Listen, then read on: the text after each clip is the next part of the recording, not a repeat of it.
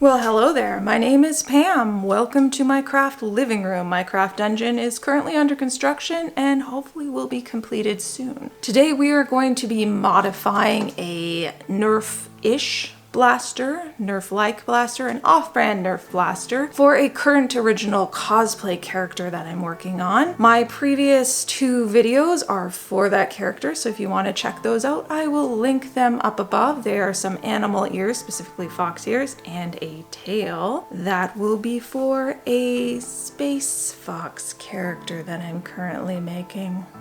So I went to the toy store and I purchased an off-brand Nerf blaster because my son wouldn't let me borrow one of his.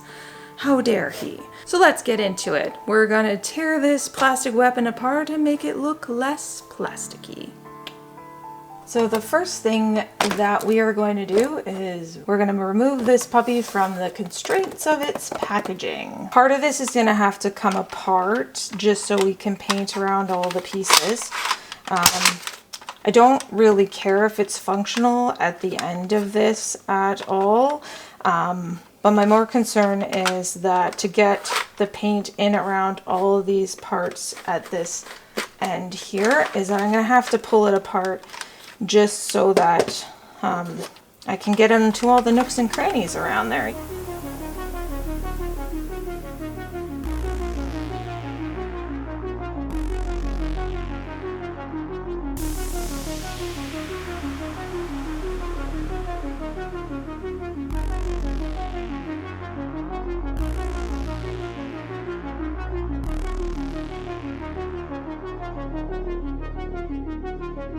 Now that we have the blaster apart, I've separated the pieces into piles of pieces that have areas that need to be sanded off and removed, like some of this lettering.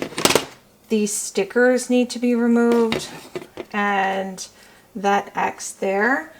These other parts don't have any areas where I care to sand down or remove. There's no logos or warning labels or anything on them.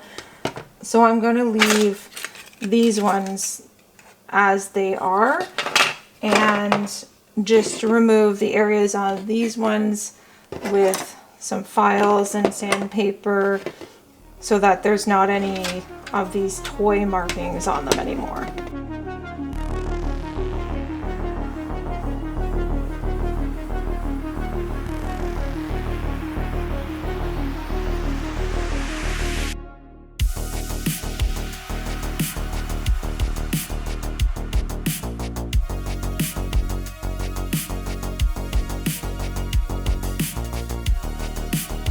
Now that I have all my pieces sanded and cleaned up the way I want them to be, or as much as I want to do, we are going to prime them with some, I'm going to use some Rust-Oleum.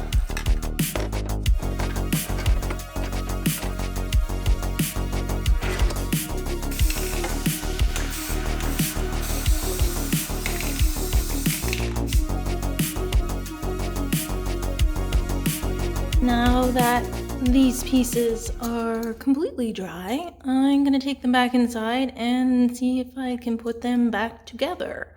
I'm not confident that I can actually do that, so this should be an interesting experiment in frustration.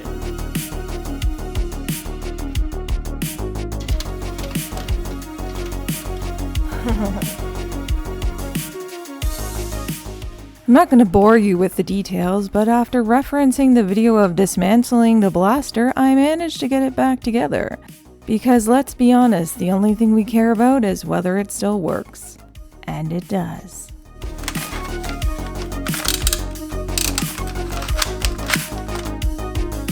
I began the paint job by covering up the areas I missed with the spray paint due to my inefficient cardboard box garage paint booth setup.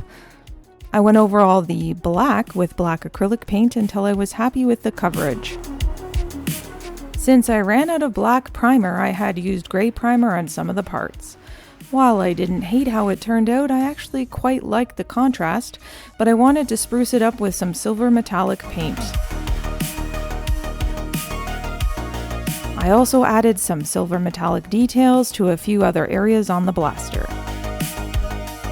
I wanted the back shoulder brace piece to be more fun, so I decided on a purple for that part. I slapped on a couple of coats of acrylic until I was happy. I then used purple and orange acrylic to add some cyberpunkish highlights to a few other areas on the blaster.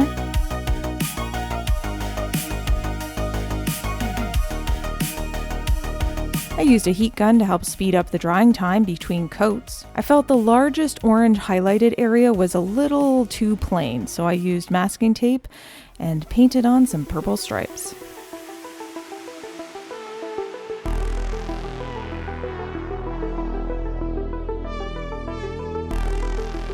I painted, or rather drew on some wear marks with a silver Sharpie.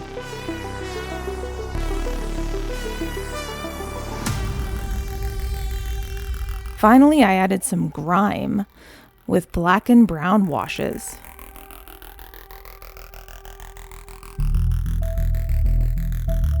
And thus this blaster mod is complete. I hope you enjoyed this video. Now for some words from Maribel Redfang, a badass Vernari from the Kepler planet F0X4U.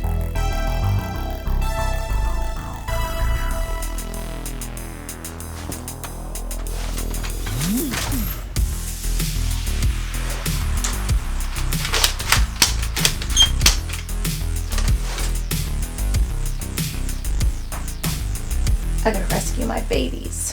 Thanks so much for watching. My name is Pam and this is Total Pamarchy, the craft channel with a little anarchy. If you want to see more original cosplays like this one, subscribe so you don't miss out.